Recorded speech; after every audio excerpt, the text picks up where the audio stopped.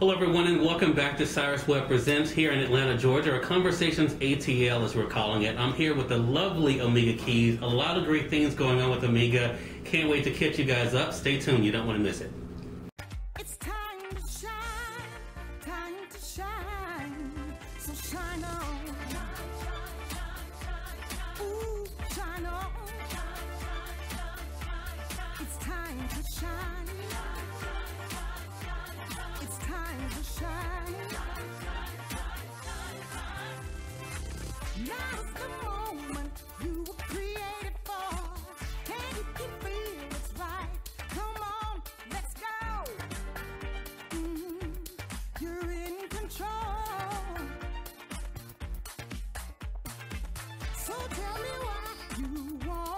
And we're back with Conversations ATL here with Omegia Keeys. You know her as a writer, producer, director. She does it all. We're going to catch you guys up on all the great things she's been doing since the last time we spoke. Also, she has some great projects she's working on. Omegia, welcome back to the program. Hey, thanks for having me back. You know, this is funny because the last time we were on camera together, you were in Mississippi. Interviewing you. Right, exactly. Yes. For your documentary From Jim to James Crow. Of course, you've moved on from there. That has been released. It's doing great. And you have other projects you're working on.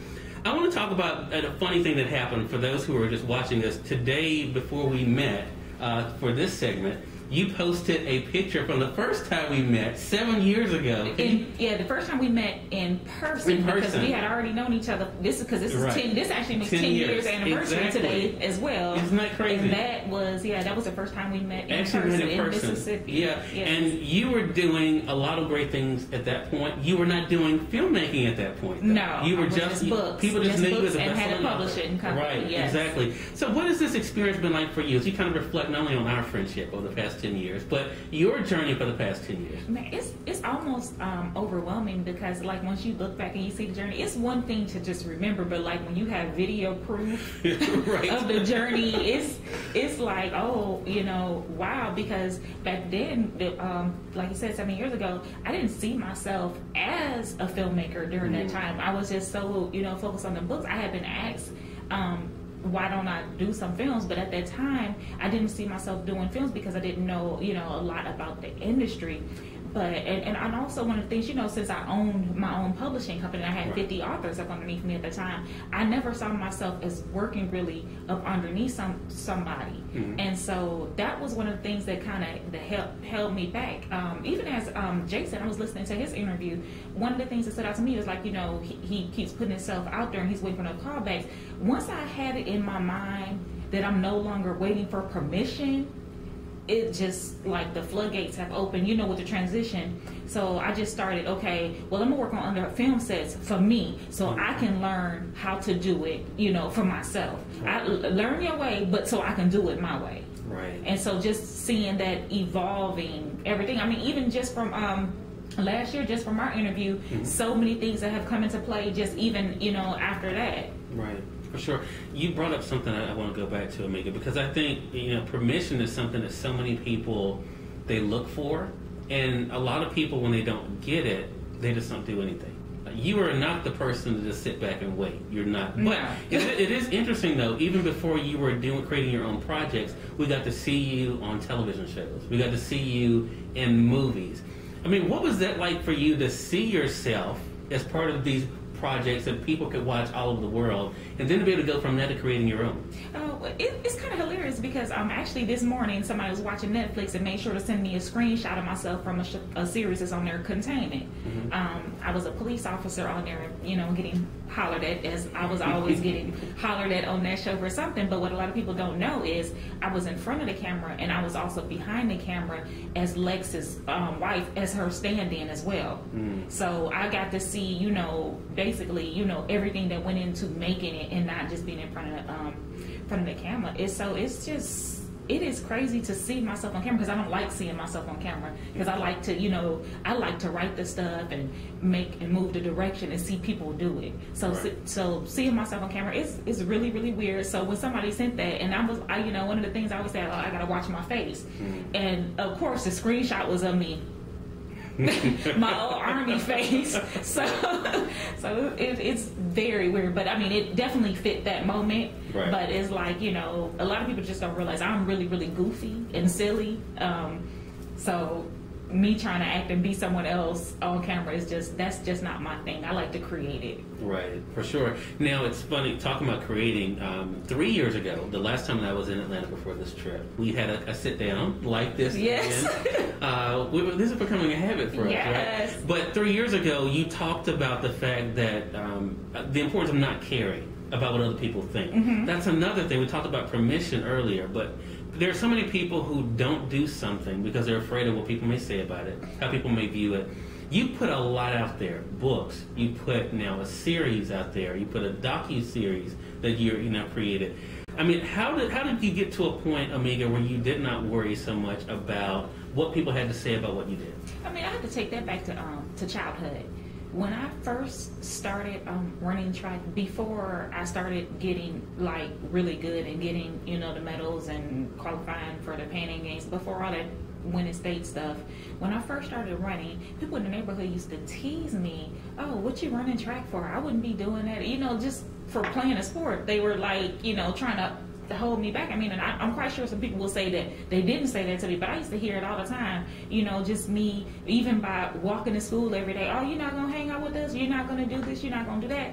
I learned to stop caring then. Mm-hmm. Because people that are not on your journey, you know, they're not going to be there in the end, so don't care about the now. And because when you start listening, I put something on Facebook the other day, and I remember when I made that transition, it was a hard transition for me to actually say I'm done with the military. Because after 16 years, I said, I'm not re-enlisting. And to switch over. And, you know, when I did that, and when I finally, it was after our interview, I actually told someone, and the first thing they told me, "You dumb as hell." And so it kind of like tripped me up, like, well, hold up, maybe I don't know what I'm doing. But at that time, I was a best-selling author at that moment. Right. And they were telling me I was dumb as hell. Yeah. So it's like you want, just shut them out. If they're not on their journey, if they're not trying to go where you're trying to go, you're not going to go. A pregnant woman isn't going to go to a dentist and get evaluated about her pregnancy. So stop listening to people who aren't doing what you're doing. You know, if you're not an entrepreneur, you can't tell me nothing. That's true. That's true. You seem to be driven a lot, Omegia, by the what's next. Because, I mean, for you, it's not about, you know, just making it as a best-selling author. It's not about just putting out a successful series, you know, that people can watch. Or even now, you know, the docu-series from Jim to James Crow, starting that. I mean, do you find that the creative process is one of the things that keeps you excited about life? It keeps me excited. It keeps me going, because what a lot of people don't realize, people will be like, "Oh, well, you have so much content, you're constantly going." This stuff, a lot of the stuff I wrote years ago, in between being bored in the military. I mean, people will say, "How are you bored in the military?" But believe me, I used to get bored a lot because it wasn't my passion. And so you just find these ways with so many stories and how you can add to.